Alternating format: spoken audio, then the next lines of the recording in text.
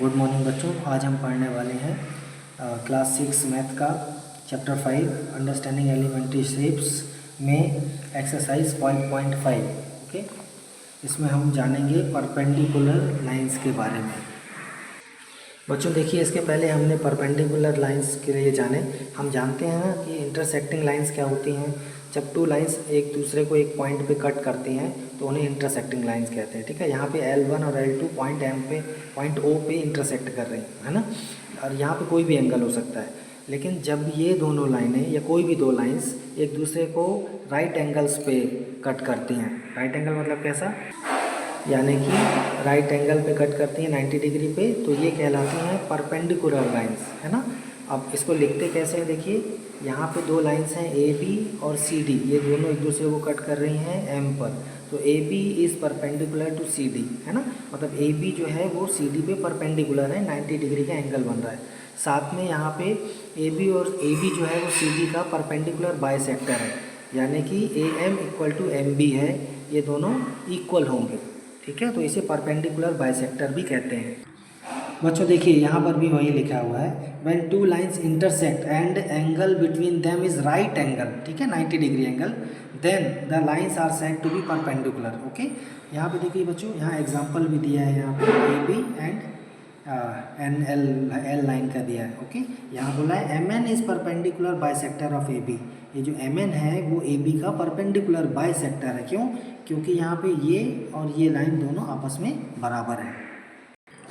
बच्चों एक्सरसाइज 5.5 में question number 1 बोलता है which of the following are models of for perpendicular lines, यानी कि ऐसी कौन सी लाइन है जो परपेंडिकुलर है, 90 डिग्री का एंगल राइट एंगल जिनके बीच में बनता है।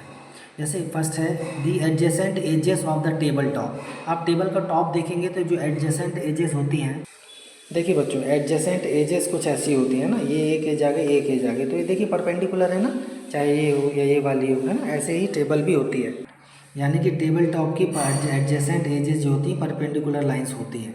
सेकेंड है the lines of a railway track. Railway track की जो लाइंस होती हैं कैसे, देखिए यहाँ पर ये रेलवे लाइंस है, यहाँ का जो रेलवे ट्रैक है ना, रेलवे लाइंस देखिए यहाँ परपेंडिकुलर है ना, बिल्कुल 90 डिग्री का एंगल बन रहा है, राइट एंगल। ठीक है, ये बोल रहा है। फिर थर्ड वाले में the line segment forming the letter L में भी देखिए ये लाइन सेगमेंट जो है, ये वाला और ये वाला, ये दोनों परपेंडिकुलर है ना, तो ये परपेंडिकुलर लाइंस है।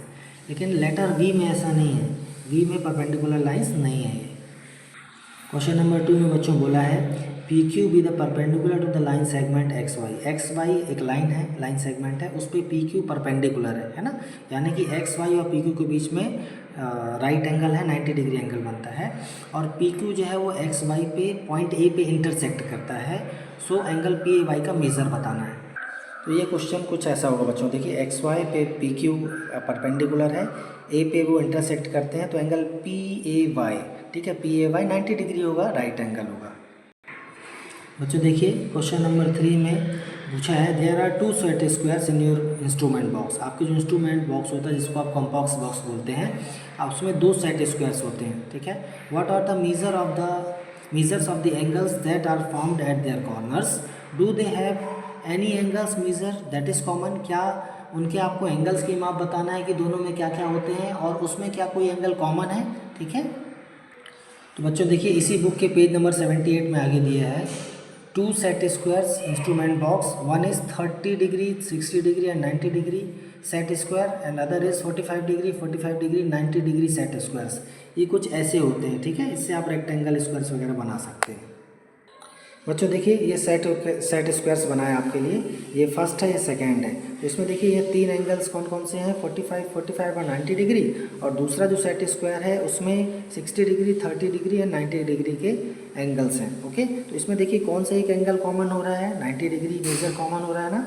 एक चीज़ और आपको बताता हूँ, इन तीनों एंगल्स को आप जब सम करोगे ना तो 180 डिग्री यहाँ भी आएगा और 180 डिग्री इसमें भी आएगा। ओके बच्चों, क्वेश्चन नंबर 4 में समझिए, इसमें एक डायग्राम हमको दिया है। ठीक है, एक लाइन है L और उस पर एक परपेंडिकुलर है PE। ठीक है, इस लाइन में कुछ पॉइंट्स बने हैं ABCDEFGH। ठीक है, ये सारे लाइन देखिए, ये जो पॉइंट्स हैं वो 1-1 सेंटीमीटर के डिस्टेंस पे हैं।